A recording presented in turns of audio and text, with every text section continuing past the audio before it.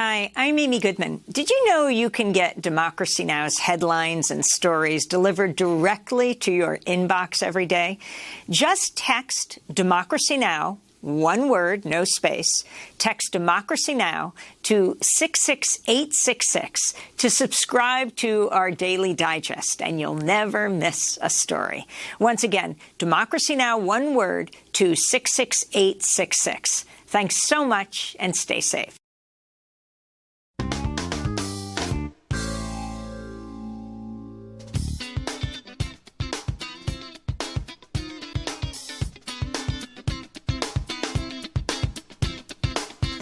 From New York, this is Democracy Now! These interviews and pieces of evidence reveal a deeply disturbing yet clear picture. Governor Cuomo sexually harassed current and former state employees in violation of both federal and state laws. New York Governor Andrew Cuomo sexually harassed at least 11 women, touching and kissing them without consent. This according to a damning investigation by New York Attorney General Letitia James.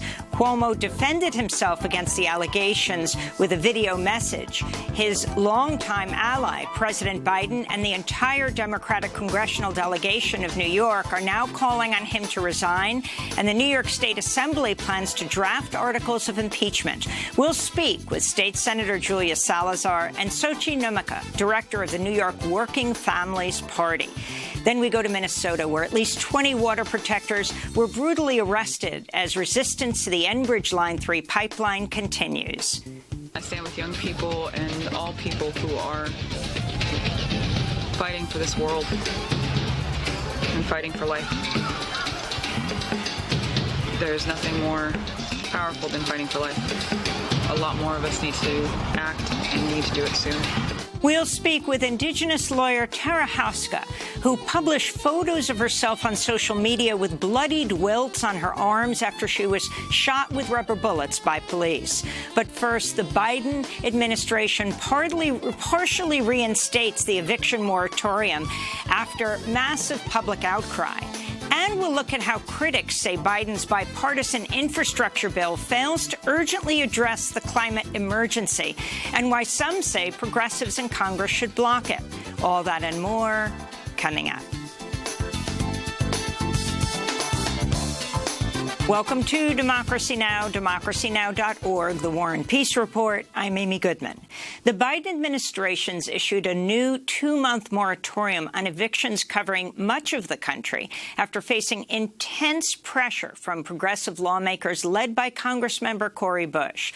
The new CDC moratorium will cover areas of the United States where there's substantial or high spread of the coronavirus. A nationwide moratorium on evictions expired Saturday after Democratic lawmakers failed to pass a bill to protect millions of people who could be forced from their homes. On Friday night, Democratic Congressmember Cori Bush, who was once unhoused herself, began camping out on the steps of the Capitol in protest. She stayed on the steps until Tuesday's announcement. In a tweet, Bush wrote, "On Friday night, I came to the Capitol with my chair. I refused to accept that Congress could leave for vacation while 11 million people faced eviction. For 5 days, we've been out here demanding that our government acts to save lives. Today, our movement moved mountains," she said. During an interview on CNN, Bush responded to the temporary moratorium extension. I'm elated and I'm overwhelmed, because just the thought that so many people right now, millions of people, will not be forced out on the streets. Meanwhile, Democratic Congressmember Rashida Tlaib is calling on House Democrats to return recent contributions from real estate tycoon George Marcus, who recently donated $1 million to the House Majority PAC just weeks before Democratic lawmakers failed to extend the eviction moratorium. The COVID-19 death toll in Indonesia has topped 100,000 after authorities reported 1,700 new deaths today. Indonesia's death toll has doubled since May. Meanwhile, in Japan, Tokyo has set yet another record for COVID cases, reporting over 4,100 new infections today in the Olympics host city. Here in the United States, Florida Republican Governor Ron DeSantis is rejecting calls to impose a mask mandate as the state set a new record with over 11,500 hospitalized COVID patients. Doctors say 95% of the patients are unvaccinated. Louisiana has reinstated an indoor mask mandate as its hospitals also struggle to treat a record number of COVID patients. The American Academy of Pediatrics reports 72,000 children in the United States tested positive for COVID last week, an 85% increase over the previous week. The Academy estimates less than 2% of children infected require hospitalization.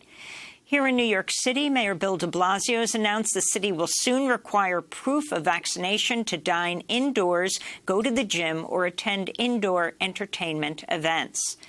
In other COVID news, the New York Times reports the Food and Drug Administration is moving towards fully approving the Pfizer-BioNTech vaccine by September. Meanwhile, former President Barack Obama has announced plans to significantly scale down his 60th birthday bash this weekend at the family's $12 million estate in Martha's Vineyard due to the spread of the Delta variant. President Biden and the entire Democratic congressional delegation of New York is calling on New York Governor Andrew Cuomo to resign after an independent investigation concluded Cuomo had violated state and federal law by sexually harassing 11 women, including 9 current or former government employees. On Tuesday, New York State Attorney General Letitia James released her 165-page report after conducting a 5-month probe. The independent investigation found that Governor Cuomo sexually harassed multiple women, many of whom were young women, by engaging in unwanted groping, kisses, hugging, and by making inappropriate comments. On Tuesday, Governor Cuomo defended himself against the allegations and rejected calls to resign. Members of the New York State Assembly are now moving ahead with plans to draft articles of impeachment. The governors of New Jersey, Pennsylvania, Connecticut, and Rhode Island also issued a joint statement calling for Cuomo to resign. We'll have more on this story after headlines. In election news, Shontel Brown has defeated Nina Turner, Bernie Sanders' former campaign co-chair, in a closely watched special Democratic primary to fill the seat of Marcia Fudge in Ohio's 11th congressional district. Brown is the chair of the Cuyahoga County Democratic Party. She'd received the backing of many establishment Democrats, including Hillary Clinton and Congressmember James Clyburn, as well as the Democratic Majority for Israel PAC, which spent hundreds of thousands of dollars on the race. Nina Turner was endorsed by Senator Sanders, Congressmember Alexandria Ocasio-Cortez, and other progressives. In a statement Tuesday night, Turner said, quote, "We didn't lose this race. The evil money manipulated and maligned this election." In Ohio's 15th congressional district, the Trump-backed coal lobbyist Mike Carey won the Republican primary, defeating 10 others. In Afghanistan, at least 8 people died Tuesday when a car bomb exploded in a heavily secured area of Kabul outside the villa of Afghanistan's defense minister, who was not home at the time. The BBC reports it was the first major bombing in Kabul in over a year. It comes as Taliban fighters are attempting to seize 3 provincial capitals, Kandahar, Herat, and Lashkar Gah. The United Nations reports at least 40 civilians have been killed in Lashkar Gah and 118 wounded over the past day. According to the Associated Press, the Taliban now controls 9 of the 10 districts in Lashkar Gah, despite repeated U.S. airstrikes to slow their advance. The Afghan army has urged civilians to leave the city before the army launches a major counterattack against the Taliban. Meanwhile, Human Rights Watch has accused the Taliban of summarily executing soldiers, police, and civilians who've been detained during its recent offensive ahead of the U.S. military withdrawal, which is scheduled to conclude by the end of August. In Greece, thousands of people have fled their homes as wildfires rage uncontrollably in the northern suburbs of Athens amidst Greece's worst heat wave in decades. Greek firefighters are battling 81 forest fires across the country as temperatures soar to 116 degrees Fahrenheit. Meanwhile, more than 16,000 people have been evacuated in Turkey, which has been struggling to contain scores of fires over the past week. Police in Ukraine have opened a murder investigation after a Belarusian activist was found dead near his home in Kiev. Vitaly Shishkov's body was found Tuesday hanging from a tree in a park. Shishkov was a vocal critic of the Belarusian president, Alexander Lukashenko, and helped provide refuge to Belarusians who fled the country. Lebanon is marking 1 year since the devastating explosion at the port of Beirut killed 218 people, injured 7,000, and destroyed or damaged 300,000 homes. Lebanon is now facing its worst economic crisis in history. Meanwhile, no one in the political leadership has been held accountable for leaving over 2,700 tons of highly explosive ammonium nitrate fertilizer unattended at Beirut's port. A new report by Human Rights Watch implicates senior Lebanese officials for failing to protect the public. Culpability for the explosion still rests with those officials who knew the ammonium nitrate was being stored at the port in an unconscionable and dangerous manner and failed to do what was within their authority and under their responsibility to secure or remove it. Ibrahim Raisi has officially become Iran's new president. He's a conservative cleric and protege of Iran's supreme leader Ali Khamenei. On Tuesday, he vowed to fight U.S. sanctions. We will definitely pursue the lifting of tyrannical sanctions, but we will definitely not allow people's financial ability and the economy to be impacted by it. We will not link the sanctions to outsiders' wishes. In Texas, a federal judge has temporarily blocked Republican Governor Greg Abbott from carrying out an executive order that restricted asylum seekers to traveling only with law enforcement officials and directed state troopers to stop vehicles suspected of transporting migrants. Immigrant justice organizations and others have often helped transport asylum seekers who are released from custody to their final destination. Abbott's executive order is blocked until next week when another hearing is scheduled. And Missouri's Republican Governor Mike Parson has pardoned the wealthy white St. Louis couple who brandished guns at peaceful Black Lives Matter protesters who marched by their mansion last year. Mark and Patricia McCloskey were originally charged with felonies, but later pleaded guilty to misdemeanor charges. And those are some of the headlines. This is Democracy Now!, democracynow.org, The War and Peace Report. I'm Amy Goodman in New York, joined by Democracy Now! Co-host Juan González in New Brunswick, New Jersey. Hi, Juan. Hi, Amy, and welcome to all of our listeners and viewers across the country and around the world. Well, your New York Governor Andrew Cuomo sexually harassed at least 11 women, including touching and kissing them without consent and making inappropriate remarks. Those are the findings of a 5-month investigation led by the Office of New York Attorney General Letitia James, who announced the results of the probe on Tuesday. These interviews and pieces of evidence reveal a deeply disturbing yet clear picture. Governor Cuomo sexually harassed current and former state employees in violation of both federal and state laws. The independent investigation found that Governor Cuomo sexually harassed multiple women, many of whom were young women, by engaging in unwanted groping, kisses, hugging, and by making inappropriate comments. Further, the governor and his senior team took actions to retaliate against at least one former employee for coming forward with her story, her truth.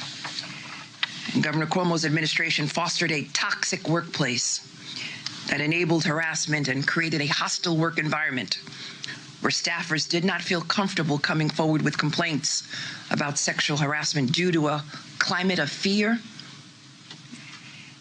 and given the power dynamics. Our Hours after the report's findings were announced, Governor Cuomo defended himself against the allegations. He rejected calls to resign, saying his habits were part of the way he was raised. As he spoke, pictures on the screen showed him embracing people.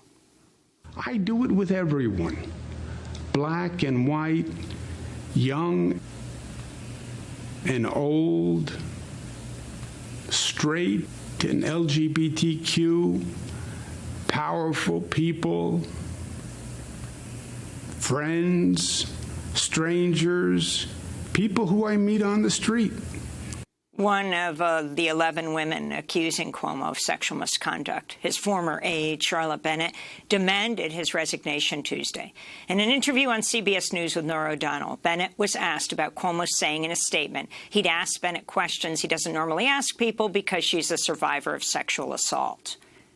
I think he still thinks that victim blaming is an effective means to negate the facts, but I think it's just more embarrassing for him than it is actually effective.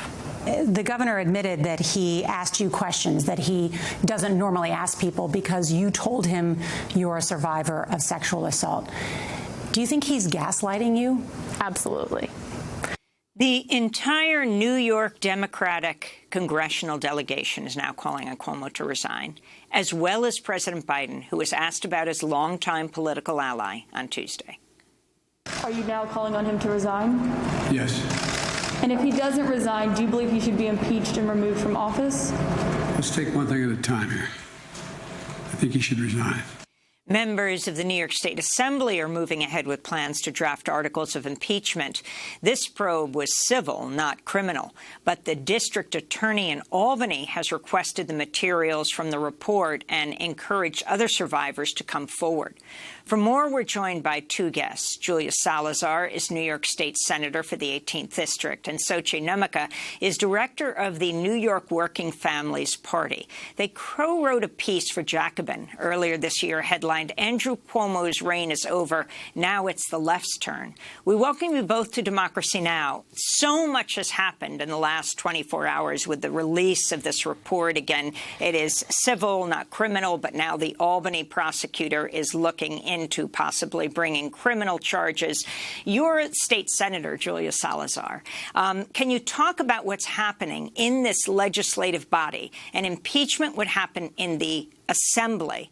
And what's different about, for example, the impeachment of Clinton or the impeachment of Trump, that according to New York state law, Cuomo would have to step aside during the trial, and lieutenant governor would become the governor. But talk about all of the charges and your reaction to the report.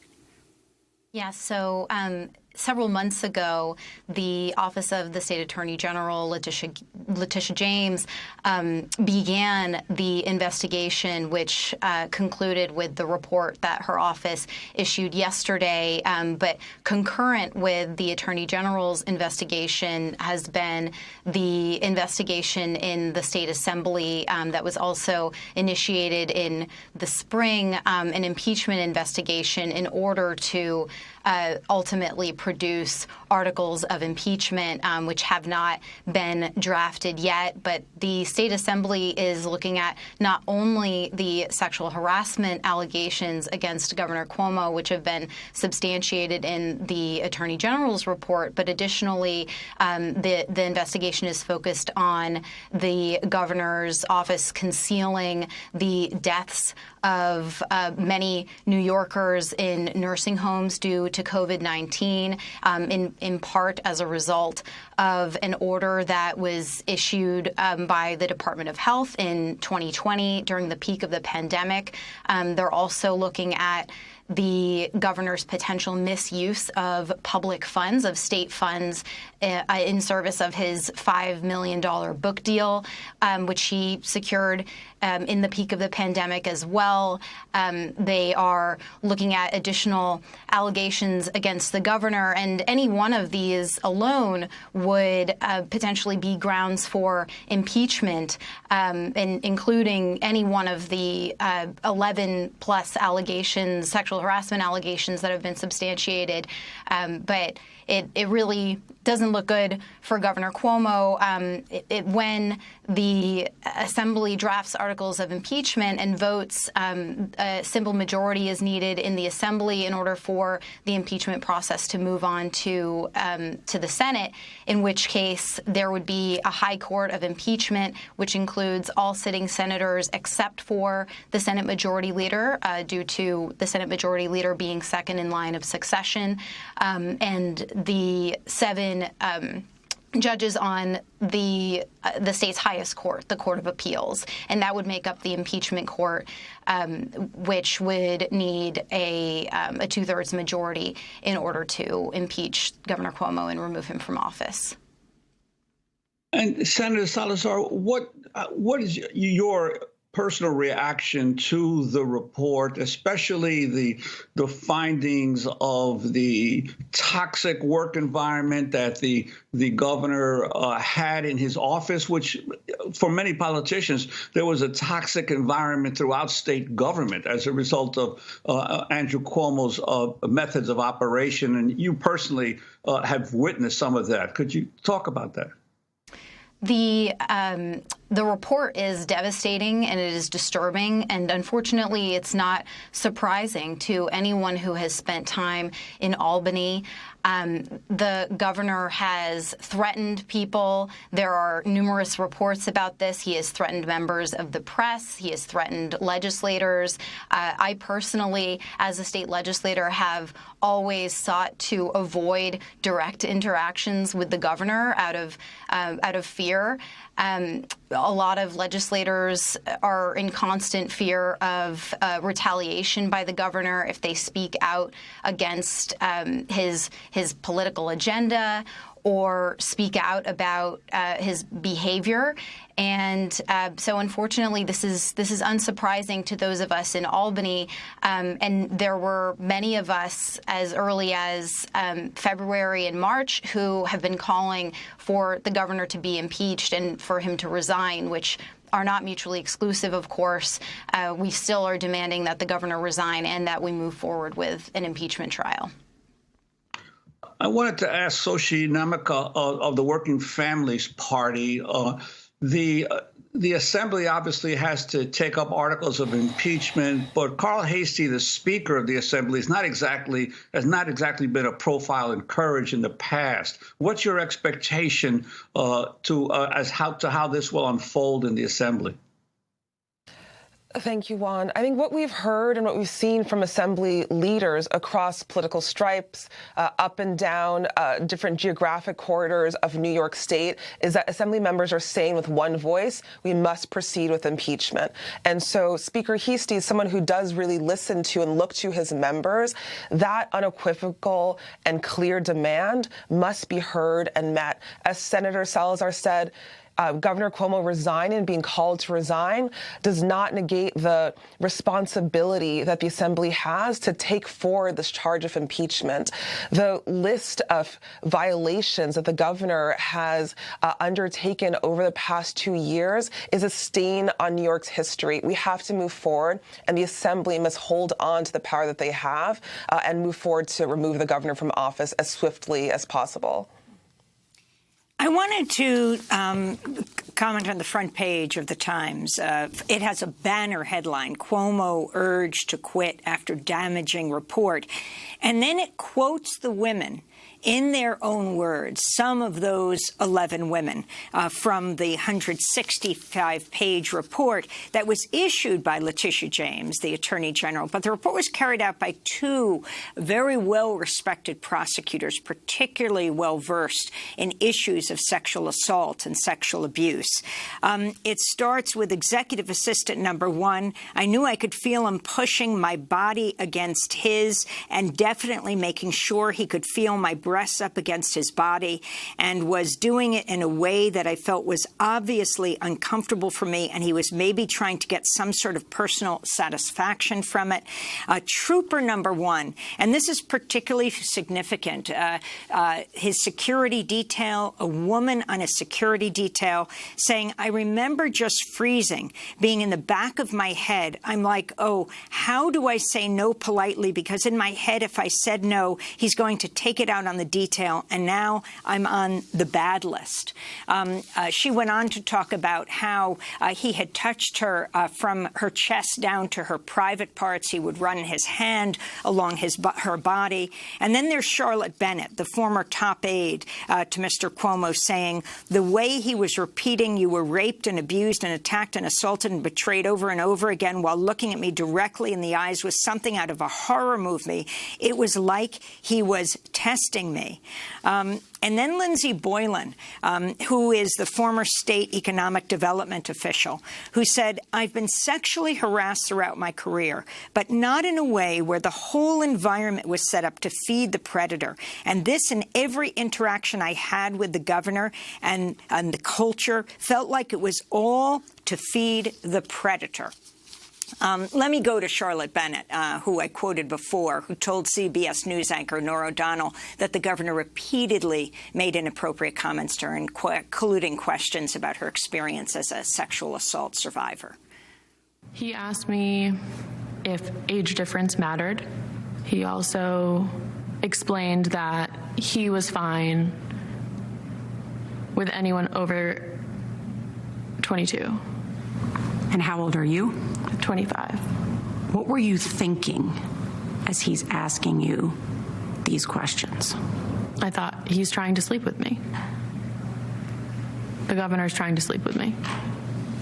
And I'm deeply uncomfortable, and I have to get out of this room as soon as possible.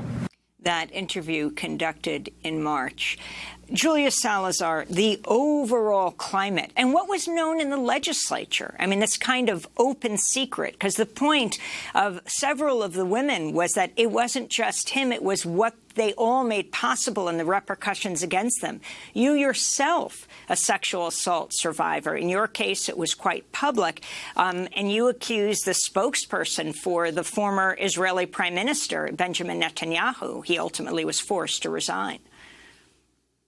Yes, it's really disturbing as a sexual assault survivor to witness this play out. And additionally, as a legislator, we're familiar with the culture of fear that Governor Cuomo has created in Albany. Charlotte is absolutely right and very courageous in speaking out about her own experience. The culture that Governor Cuomo has created protects him, and it just perpetuates this cycle.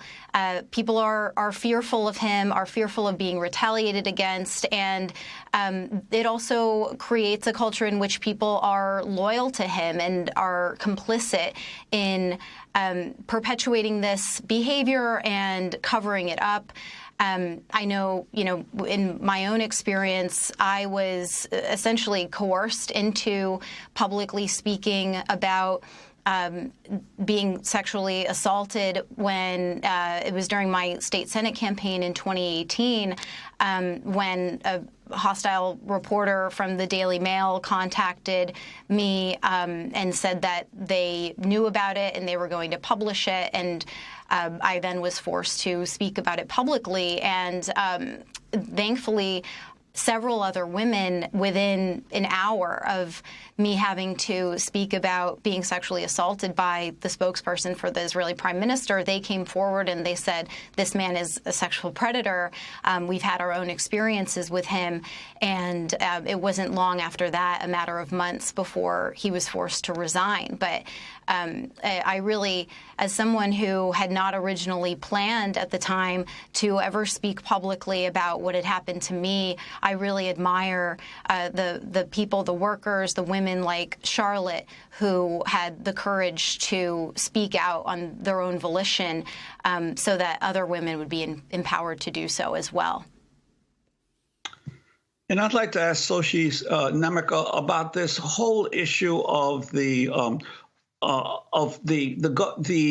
role of the media in propping up and making Andrew Cuomo sort of a national hero during the COVID pandemic, the worst days of the COVID pandemic. The tendency of the media, for instance, to portray his battles with Bill de Blasio as two competing egos.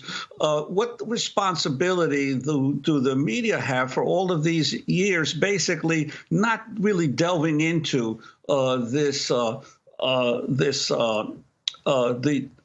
autocratic nature of Governor Cuomo? You know, it's really been a series of disappointing revelations. Obviously, during the darkest moments of the pandemic, Americans were desperate for a counterforce to President Trump's blustering incompetence. And Governor Cuomo presented himself as Prince Charming, and the media and Americans and so many of us ate it up. But this is also recognizing years and years of a governor who led through fear and through austerity and through exclusion and through bullying.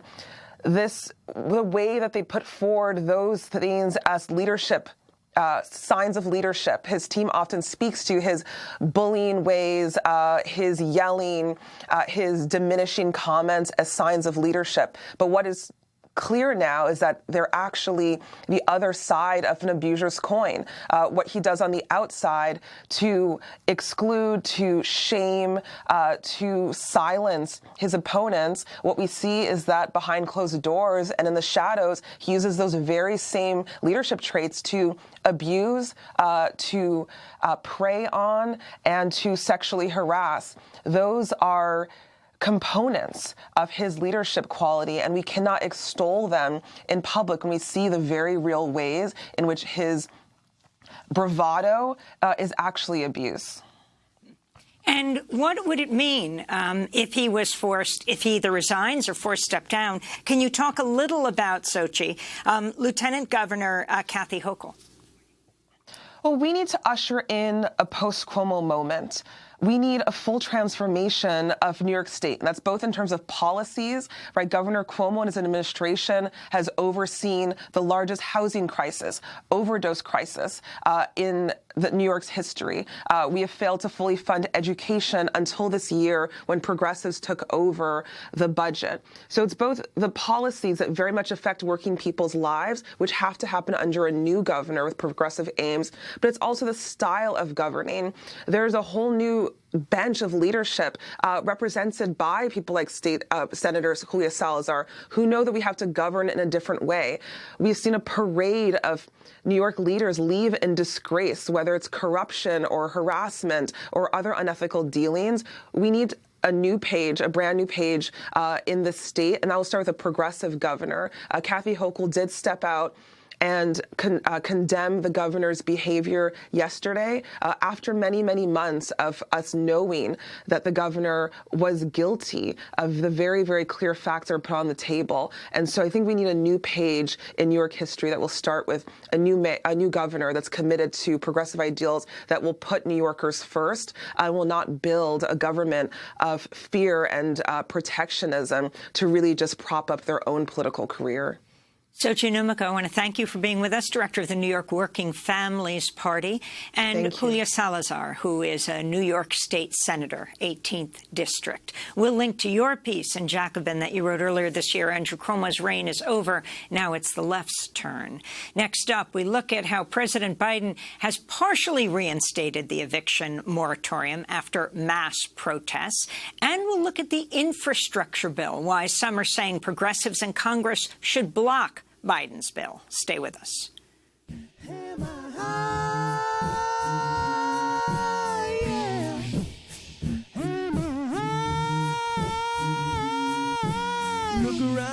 Look around, all you see is me up in the streets. Look around, all you see is me up in the streets. Look around, all you see is me up in the streets. Look around, all you see is me up in the streets.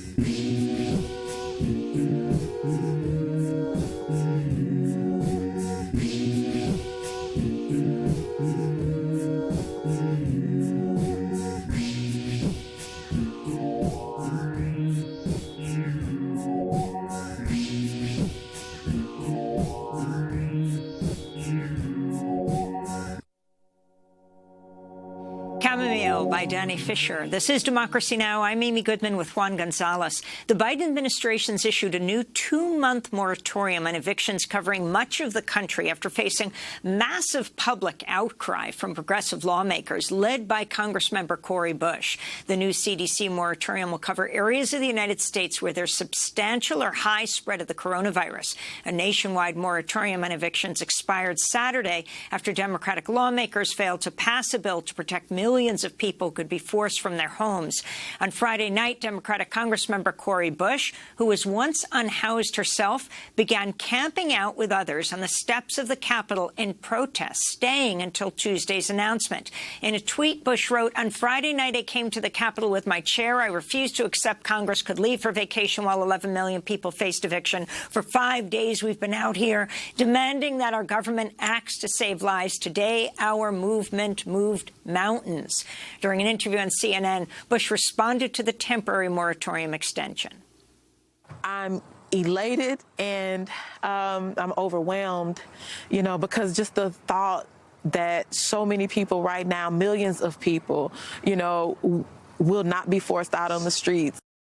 Meanwhile, Democratic Congressmember Rashida Tlaib is calling on House Democrats to return recent contributions from real estate tycoon George Marcus, who recently donated $1 million to the House Majority PAC just weeks before Democratic lawmakers failed to extend the eviction moratorium.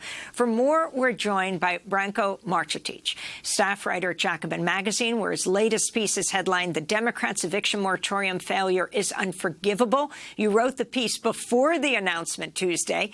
In a minute, we'll talk to you about the infrastructure deal, but the significance of the now eviction moratorium that's more targeted, but also the popular outcry led by Cori Bush, once unhoused herself. Yeah, I think it's a really important lesson. Obviously, there's a lot of pressure being put on the White House from Congress people and the like, Pelosi and Maxine Waters apparently were calling the White House over the weekend, basically saying, hey, you need to do something about this.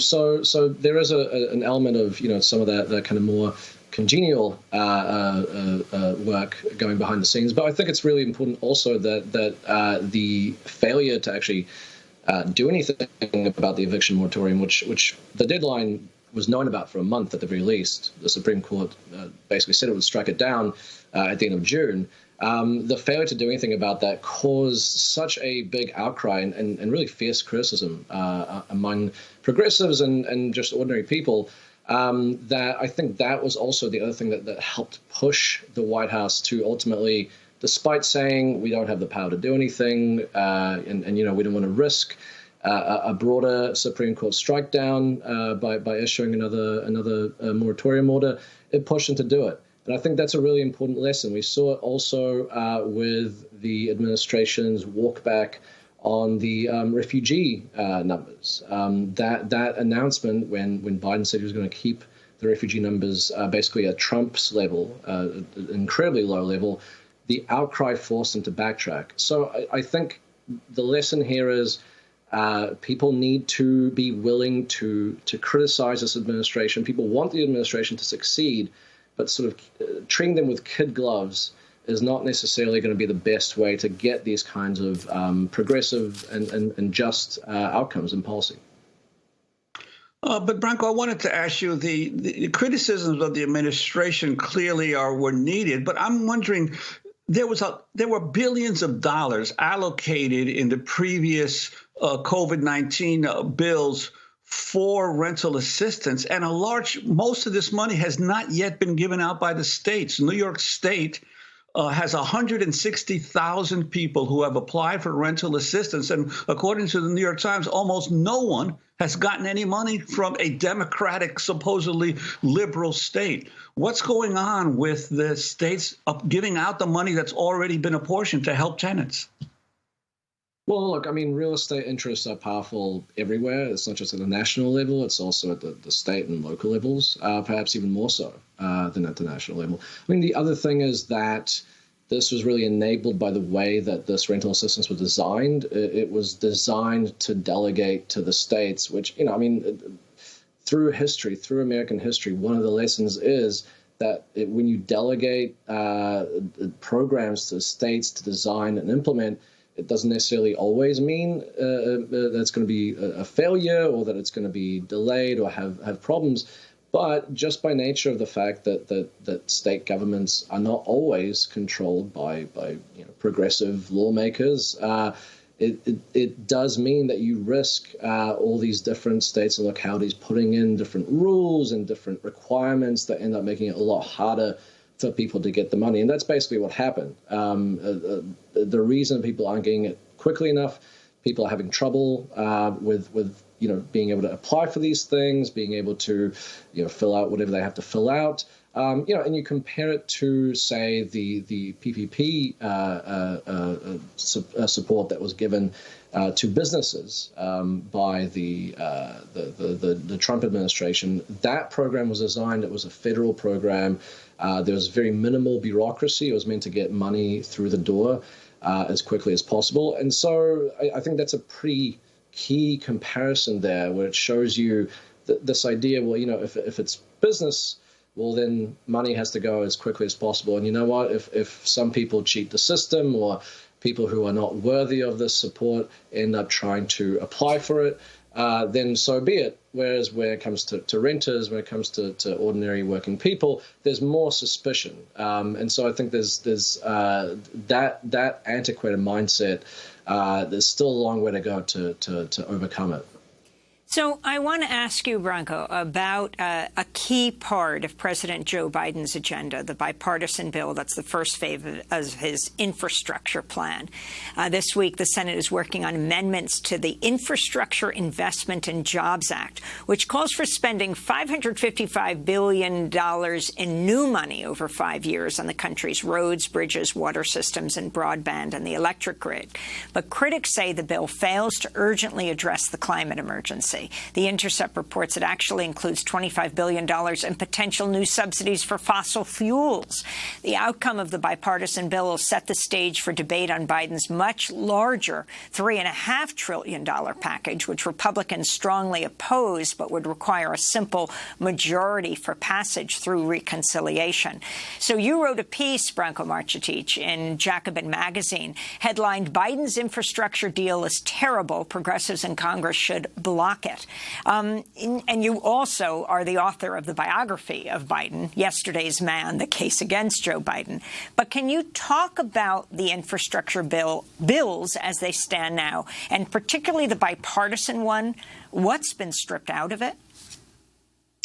As you say, a lot of the climate stuff. I mean, the bipartisan bill, by virtue of having to negotiate with Republicans, who, of course, are climate deniers and captured by corporate interests, including fossil fuels. Of course, they do not want a whole host of climate measures in there that are going to compete with those industries or that will, eventually phase them out. So a lot of that stuff has been stripped down. The clean energy standard, which was meant to be one of the cornerstones of transitioning the United States electricity grid away from fossil fuels into renewable energy, that's out of the bill. The spending that was initially put in, the original proposal by Biden was to spend about $125 billion a year. That has gone out. There's still things in there, don't get me wrong. There's, I think, about $66 billion for passenger rail. There's investments in renewable energy and that kind of thing. So it's not nothing, but the numbers are substantially smaller than they were in the original proposal. And the issue there is, overcoming climate change requires a mind-boggling transformation of not just the energy system, but really the way that we live our lives, the way that we structure society. It requires a really, really massive investment of money to do this. Some groups, say the Roosevelt Institute, for instance, they estimate that you need about $1 trillion a year for the next 10 years at the very least to be able to do this. You've also got people who talk about the climate crisis and overcoming it as kind of a World War II style effort. Well, in 1945, the percentage of GDP that was spent for the war effort was about 37.5%. That original climate infrastructure bill was going to spend 1% of GDP per year. So that's the one that was more ambitious. This one is far, far, far less than that.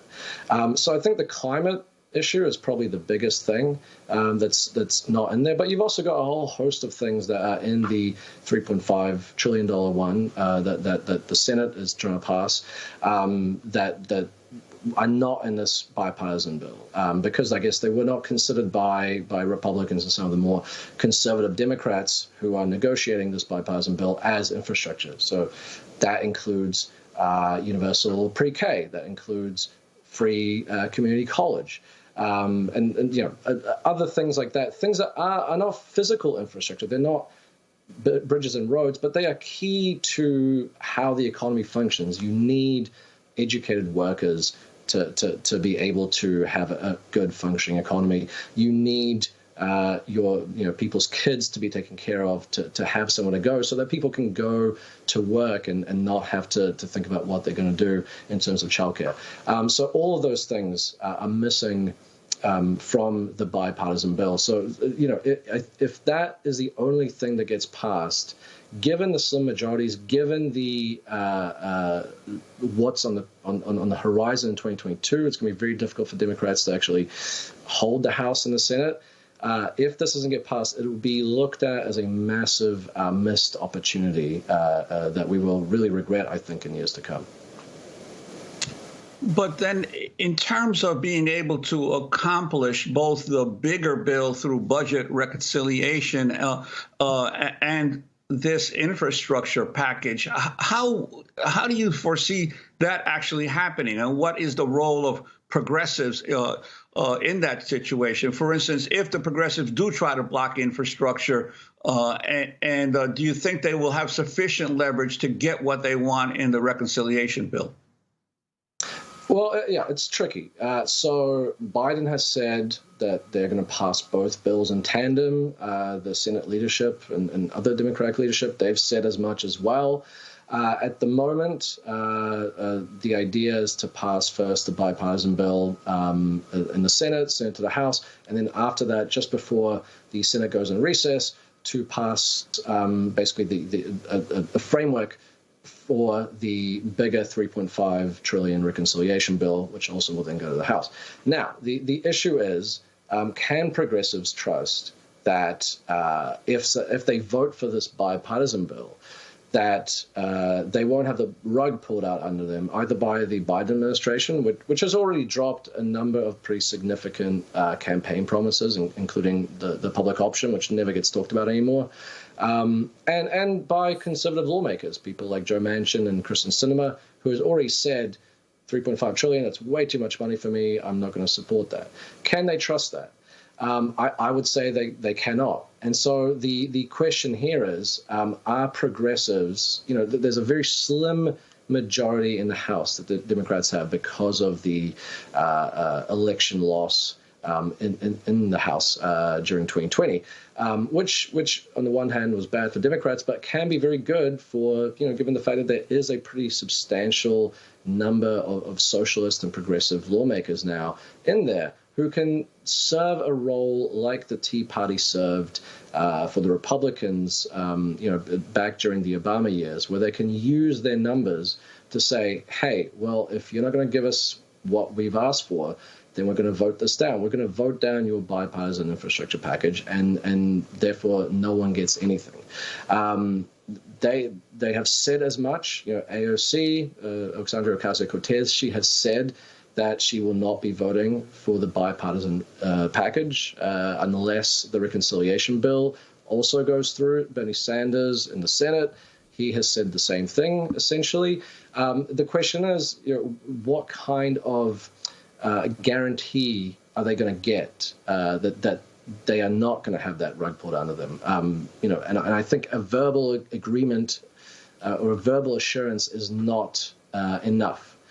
So, yeah, I would say, look, if the cost of passing the reconciliation bill is having to pass this bipartisan bill as well, that seems like an acceptable price. But if that reconciliation bill looks like it's actually going to get blocked, then progressives need to, use their numbers and use their leverage and wield power that they really have in this Congress. Branko Marcetic, I want to thank you for being with us. Staff writer at Jacobin Magazine. Will link to your latest piece, Biden's infrastructure deal is terrible. Progressives in Congress should block it. Next up, we move from the battle in Congress to the battle on the front lines. 20 more water protectors were brutally arrested over the weekend fighting the Enbridge Line 3 pipeline. We'll speak with Indigenous lawyer Tara Houska. Stay with us.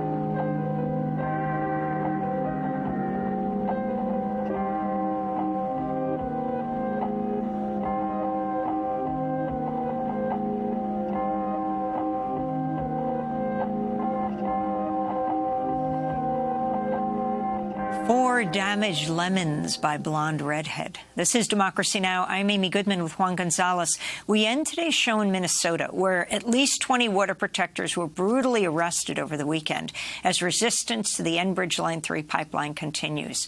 Water protectors say state and local police have escalated their use of excessive force, using tear gas, rubber and pepper bullets to repress Line 3 protesters.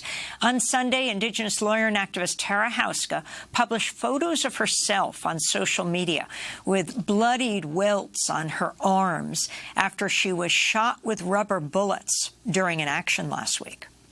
Houska and 19 others were held in Pennington County Jail over the weekend, where several water protectors say they were denied medical care for their injuries, were denied proper food, and some were reportedly held in solitary confinement. Well, Tara Houska joins us now for more from the Namuag camp in Minnesota, founder of the Ginu Collective, and is Ojibwe from Couchiching First Nation. Welcome back to Democracy Now!, Tara. Can you describe what happened when you were arrested and the escalation of force that the police are using against you? Good morning. So in a situation in which there were a number of shutdowns of various drilling operations across several rivers here in northern Minnesota, this would have been the 5th drill shutdown in as many days. And the attempt by water protectors, including myself, to engage in those processes and attempt to protect the river was met with extreme force. We were under smoky skies and a red sun due to the wildfires that are raging in Ontario, just north of us and west of us, and next to a drought-stricken river. So a very, very deeply harmed river, and a gigantic drill in the background drilling through, attempting to put in a tar sands pipeline through that drought-stricken river. And the level of brutality that was unleashed on us was very extreme. People were shot in their faces, in their bodies, in their upper torsos. I saw a young woman's head get split open right in front of me. It was a really, really brutal scene. And the arrests in person were also quite brutal, throwing people face down in the dirt and being extremely violent in a situation in which we were outnumbered by police at least 2 to 1. And many, many, many counties present protecting this one place, in which also happens to be a county where a murderer, an actual murderer, is still on the loose, has not been caught. But there were somehow over 50 police officers in that one place watching water protectors. And Tara, could you talk about this increasing cooperation and partnership between Minnesota State and local police and Enbridge? When I was sitting on the side of a police vehicle with several others waiting to be brought to jail, I overheard several of the police officers talking about how they were going to get bonus time for this brutality they had unleashed upon us. It's at this point a pretty known thing that police officers are reimbursed for any costs associated with Enbridge Line 3 protests, and it seems like they welcome the opportunity. One police officer was actually grinning and smiling and said he had a great time and couldn't wait for us to come again. They've billed over $1.7 million to the Public Safety Escrow Trust, in which Enbridge is dumping millions of dollars to incentivize and encourage police officers to repress, suppress, and surveil, harass Indigenous people and our allies that are helping us try to stop this pipeline from happening in our treaty territory. It is a very clear pattern of aggression and of cooperation that's also being enabled by things like the Energy Security Act that has just passed through the House very recently. So it's a precedent that is very dangerous, and everyone should be afraid of this, regardless of whether or not they're engaged in pipeline protest. And the latest protest on the Red River came as another spill was reported on the Mississippi River headwaters, where Enbridge has continued to drill despite a temporary halt buffer zone issued by White Earth Nation. What's the latest on the construction of the pipeline and other actions? Construction is 24 hours a day. Enbridge is working as fast as it possibly can. I'm guessing after police were harming Indigenous people using rubber bullets paid for by the Enbridge company, that there's probably even more of a push to get this done as quickly as possible before the Army Corps intervenes, if that's indeed what they choose to do. There is an ongoing call out to the Army Corps, to the Biden administration, to intervene before more people are hurt, before more frack outs happen at the Mississippi River headwaters, the place where the Mississippi River, one of the biggest river systems in the world, begins. There have been a number of spills just in that one location and several others along the 200 water bodies that are proposed to be impacted by Line 3, the 800 wetlands that this project wants to go through. Tara, we just showed the images that you put out, just even of yourself with the rubber bullet welts on your arms. If you could describe why you're doing this. I mean, we're seeing progressives in Congress, they're fighting hard. You are putting your bodies on the line. And what message do you have for Washington now as they fight over this infrastructure bill, these two bills? What you're doing, what you want them to know about Minnesota, about the Gino Collective camp, and how you've been blockaded there by the police? I began my own professional career in Washington, D.C., and understand a lot of how the dynamics of Capitol Hill work. I worked in various offices, including the White House, when I was out there. And it is so clear to me and to the many young people who are part of not just this movement, but movements across the globe, the Indigenous people who are leading struggle to protect the last beautiful sacred places, that it is simply not working fast enough. In the conversations and arguments that are very based in status quo, in this idea that we will continue on in the way that we have always done things, and that it is simply a matter of transitioning into another form of energy economy, that is not reflective of what is actually happening. We should understand that as the last time I spoke with you, there was an entire city that had been burned to the ground from wildfires that are directly related to climate crisis. The climate crisis is happening. And for myself, if it takes seeing Indigenous bodies being brutalized to understand what is really occurring in real time, what is happening to the people as we are defending these last places, that's what I'm willing to do. And that's what many, many others are willing to do. I was just one of many people who were hurt. I was put in solitary confinement. I was denied medical care after being hospitalized when I got brought in. We as human beings have to decide what we're going to do. And some of us are pushing as hard as we can with everything that we can. Tara Housko, we want to thank you so much for being with us. Indigenous lawyer and activist, founder of the Ginu Collective, Ojibwe from the Cochiching First Nations, speaking to us from Minnesota, where she was just recently arrested, hospitalized, put in solitary confinement, and now out, brutalized with police shooting rubber bullets at her. That does it for our show. Democracy Now! Is currently accepting applications for our video production fellowship and our digital fellowship here in our New York City studio. Learn more and apply at democracynow.org. Democracy Now! Produced with Renee Feltz, Mike Burke, Dina Guzder, Messiah Rhodes, Nermeen Sheikh, Maria Tersena, Tammy Warnoff, Tarina Nadura, Sam Alkoff, Tamari Astuju, John Hamilton. Special thanks. I'm Amy Goodman with Juan González.